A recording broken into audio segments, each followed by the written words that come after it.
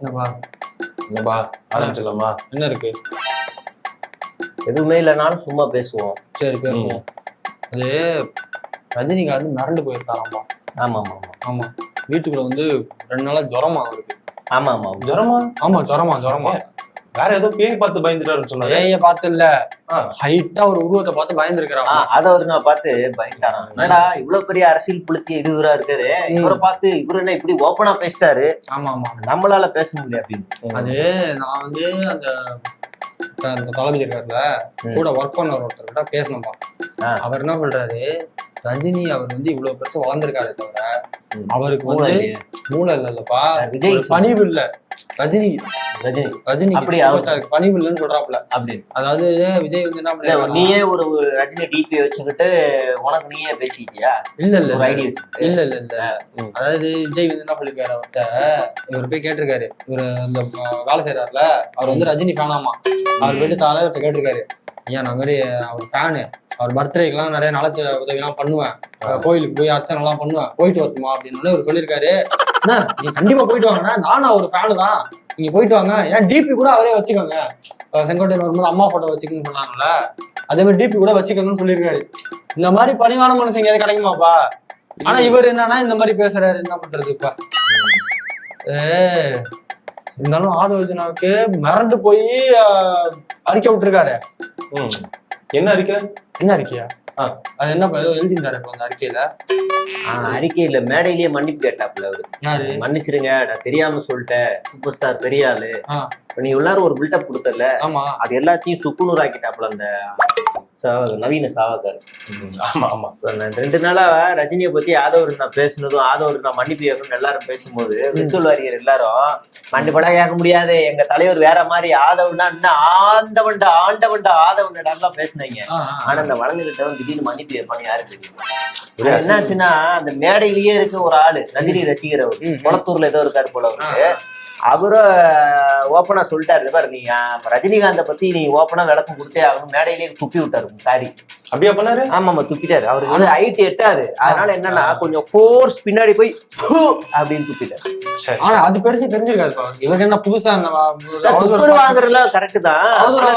ரஜினி ஃபேன்ஸோட துப்பல் கொஞ்சம் வித்தியாசமா இருந்திருக்கு, அது கொஞ்சம் காட்டமா இருக்கும். இந்த ஆள் அப்பவே கேர் ஆகி அப்ப மேடையிலேயே மன்னிச்சிருங்க, பகிரங்கமா மன்னிப்பு கேட்கிறேன் அப்படின்னு சொல்லிட்டாரு. சரி சரி.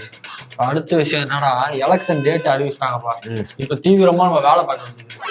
என்ன வேலை? 2 வீடியோ போடுவோமா? 2 வீடியோவா? 3 களத்துல இறங்கி வேலை பார்க்கணும்பா, தளபதிக்காக களத்துல இறங்கி வேலை பார்க்கணும். இப்ப உள்ள உட்காந்து வீடியோ போட வேண்டாம், வெளியில நின்று போடுவோம், அதான் களத்துல பண்ணிடலாம்ப்பா. இந்த மாதிரி பேசணும் ஏஞ்சு போயிடுறேன்ப்பா நானு. பண்ணிடலாம்ப்பா, களத்துல இறங்கி வேலை செய்ய போறோம். எங்க ஏரியா சைட்ல பார்த்தோம்னா காவரமா பண்ணிடலாம். கொஞ்சம் நல்லா இருந்துச்சு, நான் கூட பார்த்தேன். ஆமா அப்படி இல்லையா, எனக்கு சீக்கிரட்டா இங்க வந்து எனக்கு டாஸ்க் கொடுத்துருக்காரு தளபதி. என்ன டாஸ்க்? எல்லா மாவட்ட செயலாளருக்கும் எப்படி என்னென்ன பண்ணணும், எங்கெங்க பிரச்சாரம் பண்ணணும், எல்லாத்தையும் கரெக்டா பண்ணி ப்ராப்பரா பிளான் போட்டு கொடுத்துருங்கண்ணே அப்படின்னு சொல்லிருக்காரு. உங்களுக்கு தெரியாத ஒரு விஷயம் சொல்லவா? தளபதி எல்லாரும் சொல்றாங்க இந்த ஆதவருக்கு தான் காசு வந்து கட்சிக்காக கொடுக்குறாப்ல அப்படி இப்படின்னு பேசுறாங்க. இல்ல இல்லையா? இல்ல காசை தூக்கிட்டு வெளியே போடாதே அப்படின்னு நம்ம தளபதி முன்னாடிதான் சொன்னாரு. இல்ல நான் சொல்றேன், ஜேஎஸ்ன்னு ஒரு மகால் ஒண்ணு இருக்குப்பா. சரி, போரூரன் சைடு. சரி சரி. ஜோசப் செங்கிதா அப்படின்னு பேரு. சரி சரி. அத வந்து வித்துட்டாப்ல, லலித்னு ஒரு ஆளுக்கு வித்துட்டாப்ல. வித்துப்புட்டு அதுல அந்த கட்சி காசுலதான் போன வாட்டி கூட வண்டிக்கு டீசல் நிரப்பிட்டு இதுக்கு வந்திருக்காப்ல மீட்டிங். அதுக்கு வச்சிருக்க மாட்டேன். சாலி கிராமத்துல சோபா மண்டபம் வருச்சுல்ல, அதையும் வித்துட்டாப்ல. ஆமா அதுவும் லலித் வித்துட்டாப்ல. ஆனா இப்ப அந்த இடத்துல ஸ்ரீகாந்த் ஒரு ஆக்டர் இருக்காங்கல்ல, அதை அவரு தான் பாத்துக்கிறாரு. அப்படி ஏதாவது ஒண்ணு சொல்லிட்டு இருப்பாருப்பா. இதுதான் நான் நம்புறேன்ப்பா. நீ ஃபர்ஸ்ட் ஒரு மண்டபம் பேர் சொன்னல, அந்த மண்டபத்தை விற்கும் போது கூட சந்தேகப்பட்டேன். ஏன்னா இப்ப இருக்கிற அந்த இதுல வந்து அதனால பேர் இருக்கு, அதனால வித்திருப்பாரு. இல்ல உண்மைதான். அவரு நேத்து சாப்பிடும் போது, முந்தா நேத்து சாப்பிடும் போது தொட்டுக்க எதுவுமே இல்ல, அப்பளம் இல்ல. அப்பளம் என்ன காசு இல்லைங்க, என்ன சொல்றீங்க, காசு எல்லாம் கட்சிக்கு செலவு பண்ணிட்டோம் அப்படின்னு விஜய் வேலைக்காரங்க சொல்றாங்க. அப்பளம் இல்லாம சாப்பிடுங்க. அப்ப என்ன? ஆமாமா அப்பளம் இல்லாம சாப்பிடவும் இவங்க என்ன செய்யறாங்க, சரி ஒண்ணு பண்ணுங்க, சோபா மண்டபத்தை வித்துட்டு அப்பளம் வாங்கிட்டு வாங்க அப்படின்னு மண்டபத்தை விட்டு பக்கத்துல சாப்பிட அப்பளம் இல்லைன்னா விக்கிறது தப்பு இல்ல. தப்பெல்லாம் இல்ல. அப்பளத்தை வாங்கிட்டு கூட ஒரு ஊறுகாயும் வாங்கிட்டு போயிருக்காரு வேலைக்காரர். ஏன்டா உன்னை நான் என்னடா வாங்கிட்டு வர சொன்னேன், சிக்கனமா இருந்தானு சொன்னேன், எதுக்கு அப்பளத்தோட சேர்த்து ஊறுகாய் வாங்கிட்டு வந்தேன்னு கேட்டு அப்ப அவரு சொன்னாரு, தளபதி இந்த நாளைக்கு கூட வச்சுக்கோங்க.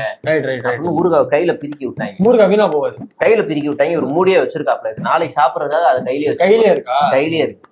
அது வந்து நாளைக்கு சாப்பிடுவாப்ல. ஏன்னா நீங்க முள்ளங்கி சாம்பார்லாம் எளிமையில வந்துருச்சு. ஆமா ஆமா ஆமா. முள்ளங்கி சாம்பார் ஆதவர் தான் சாப்பிடுறாரா. ஆனா அந்த ஆதவர் எத்தனை கார் வச்சிருக்காருன்னு பட்டியல் போடுறாப்புல இந்த மாரிதாஸ். ஆமா. விலை உயர்ந்த கார்ல உட்காந்துட்டு கூழோ கஞ்சியோ குடிக்கலாம். அதாவது முள்ளங்கி சாம்பார் சாப்பிடுறது எளிமைன்னு ஒரு பக்கம் பேசணும்னா, முள்ளங்கி சாம்பார் எங்க உட்காந்து சாப்பிடுறோம்னு இருக்குல்ல. ஆமா ஆமா, புரியுதுல. கஞ்சி கருவாடு குடிக்கிறவள கேன தெரியல எனக்கு என்னன்றது எப்படி பண்றதுன்ட்டு. அடுத்து அந்த நடிகைக்கு பெரிய கிஃப்ட் ஒன்று வச்சிருக்காராமா தளபதி. என்ன கிஃப்ட்? கரெக்டா தேர்தல் இது அறிவிக்கிறாங்கல்ல, ரிசல்ட் அறிவிக்கிற அன்னைக்கு பெரிய கிஃப்ட் இருக்கான். அன்னைக்குதான் பிறந்த நாள். மே 4 தாவே கவிதைக்கு பாலு. அன்னைக்கு யாரு எங்க ஆளுன்னு பாப்பீங்க நீங்க? ஓ 4 பாலு ஆளு கெட்ட வார்த்தை வருது. சரி தெரியும், அது வரும் தெரியும். அதனால அமைதியா அப்படியே விட்டேன் நானு. சரி, அன்னைக்கு வந்து முதலமைச்சர் சீட்ல உட்கார வைக்கிறது, துணை முதலமைச்சர் சீட்ல ஒருவேளை இல்ல தோத்து போயிட்டா பிரேக்கப் ஆயிருமா? யாரு? நம்ம கட்சியில இருந்து ஏதாவது ஒரு பதவி கொடுத்துருவாங்க. அதெல்லாம் தோத்து போயிட்டா ஒரு மூவேங்க தெரியல இருக்கும். அது அன்னைக்கு பாப்போம். ஆனா கிஃப்ட் கன்ஃபார்ம். நம்ம வடிவேல் என்ன டைலாக் தான்ப்பா, இந்த தேர்தல்லாம் அடுத்த தேர்தல் திருச்சா இல்லைன்னா திவ்யா, அவ்வளவுதான் அப்படியே இதுல என்ன இருக்கு, என்ன அவ்வளவுதான் மேட்ரு முடிச்சுட்டு எலெக்ஷன்லாம் ஒரு சின்ன விஷயம். ஆமா ஆமா, அவ்வளவுதான் சொல்றேன் நான். ஆனா எலெக்ஷன் நோக்கி பயணிக்கிறதுக்காக ஒரு கட்சி ஓபன் பண்ணி அது எலெக்ஷன் நோக்கி வருதுன்னு போது பெரிய சந்தோஷமா ஆச்சரியமா இருக்கு. ஆனா இங்க பாருங்க, சீமான் கட்சியா? சீமான் கட்சி நம்ம கட்சியா? நம்ம கட்சியா? நம்ம கட்சி. ஆமா நம்ம கட்சி. வந்துட்டு ஏன்னா நான் தைரியமான ஆளு. ஏன்னா இந்த நம்ம கட்சி என்டிஏ கூட்டணி போச்சுன்னா அது விபச்சாரத்துக்கு சமம். தைரியமா எழுதுல. ஏன் சொல்லு, எழுத சொன்னதே அவங்கதான். வாய்ஸ் ஆஃப் காமன் அவங்கதான் எழுதவே சொன்னாங்க. சும்மா நீங்க எழுதுங்க, அப்பதான் அது கொஞ்சம் வைரல் ஆகும். அதுக்கப்புறமா வந்து அவங்க கூப்பிட்டாங்க இவங்க கூப்பிட்டாங்கன்னு ஒரு நொட்டை நொட்டிட்டு நாங்க தனித்தே போட்டி அப்படின்னு அவுத்து விட்டுருவோம் அப்படின்னு ஒரு நெரட்டிவ் செட் பண்றதுக்காக தான் இந்த வேலையெல்லாம் பண்ணுது. அப்படியா? ஆமாமா. நான் கூட ஒரு என்டிஏ கூட்டணி ஒண்ணு சரி கூட்டணி ஸ்ட்ராங்கா இது பண்ணுவாங்க, நாளை பேசிடலாம்னு பார்த்தேன் நானு. அப்படியா? நாளே பேசிட்டு வந்துருவோம். புரோக்கர். ஆமா ஆமா. எவ்வளவு வாங்குனீங்க? சரி ஏதோ ஒரு வேலை பாருங்க. அதுல வராதுங்க, இது அதுல வராது. இது வந்து வேற டீலிங், இது உங்களுக்கு தெரியாது. சரி சரி, அதெல்லாம் பேசலாம் தான் பார்த்தேன். அப்புறம் இந்த டக்குன்னு தளபதி தான் சொல்லிட்டாரு இப்போதைக்கு பேச வேணான்ட்டு. சரி விட்டான். சரி சரி சரி, வேற ஏதாவது இருக்கா பேசுவோமா? இல்ல 30 வேட்பாளர் தான் இருக்கா மொத்தமே பட்டியல். 30 தான் மொத்த வேட்பாளரே இருக்கு. அடுத்த 30 வந்து காலில் விழுந்து கெஞ்சி கூத்தாடி நீ வந்து நில்லுப்பா தெய்வமே உனக்கு நல்ல செல்வாக்கு இருக்கு, செலவு கூட நாங்க பாத்துக்கிறோம் கெஞ்சி கூத்தாடி நிப்பாட்டாங்க. அப்படி பார்த்தா 30 60 தான். நீதிக்கு என்ன பண்றதுன்னே தெரியல. இப்ப தள்ளாடிக்கு இருக்காங்க. அப்ப ஓகே, அப்ப 10ல அவர் இருக்கிறாருன்னா ஒரு 10ல ஆதரவிக்க போறாப்புல, மீதி 10ல ராஜ்மோகன், ஒரு 4-5ல லைலாமணி நிப்பாங்க.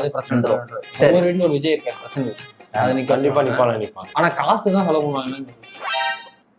வேட்பாளர் நிக்க ஆள் இருக்கு. ஐயோ அந்த லைலாமணி எல்லாம் புடிங்கி தின்றுவானப்பா. அதுதான் என்ன பண்றதுன்னு தெரியல. வேட்பாளர் நிப்பாட்டாங்கன்னா ஆரத்தி எடுப்பாங்க. ஆரத்தி எடுத்து இப்படி உடப்பாங்கல்ல பூசணிக்காய, நீங்க எல்லாம் முன்னாடி போங்க அப்படின்னு நம்ம எல்லாம் நினைப்போம். அதாவது கடனை கழிக்க போறாங்களான்னு பார்த்தா பூசணிக்காய் காசு திருடி எடுத்து இல்லப்பா. அந்த மாதிரி இல்ல. ஆரத்தி எடுக்கிறதுக்கு தட்டுல வந்து ஆரத்தி எடுத்துட்டு இருப்பாங்க. புடிங்கிருவாங்க. போட மாட்டாரு, பக்கத்துல ஒரு போடுவார்ல, போடும் போது இது இங்க எடுத்து வச்சுப்பாரு. அப்படி வச்சுப்பாரு. ஒரு கொடுத்தல் வாங்கல் இருக்குல்ல, கிவ் அண்ட் டேக் பாலிசி. ஆமா, அந்த மோர் பாக்கெட் இருக்குல்ல, ஆமா அந்த பால் கவர் வந்து ரேட்டு போகுமா, மோர் பாக்கெட் அந்த கவர்ல தான் வருது போல. ஆமா, பால் பாக்கெட் போகும், மோர் பாக்கெட்டும் போகும். மோர் பாக்கெட் பால் பாக்கெட் எல்லாம் ஒரே கவர் தான். அந்த வேட்பாளர்கள் அந்த பட்டியெல்லாம் கொடுத்துட்டு அந்த பாட்டில் அந்த பாக்கெட் எல்லாம் கொடுத்துட்டு அதையே பொறுக்கி பைக்குள்ள வச்சுட்டு அதை பொறுக்கி காசை போட்டு நம்ம பாக்குறாருதான். எளிமையான கட்சி நிதிக்காக போராடுறாருன்னு ஒரு உன்னதமான மனுஷன். எளிமையான ஆளு, அவ்வளவு எளிமையான ஆளு, அவர் செய்யக்கூடிய ஆளுதான். அவர் முதலமைச்சர் ஆயிடுவாரு. லைலாமணி முதலமைச்சராக நாங்கள் வந்து அயராத பாடுபடுவோம். நானும். நன்றி, வணக்கம்.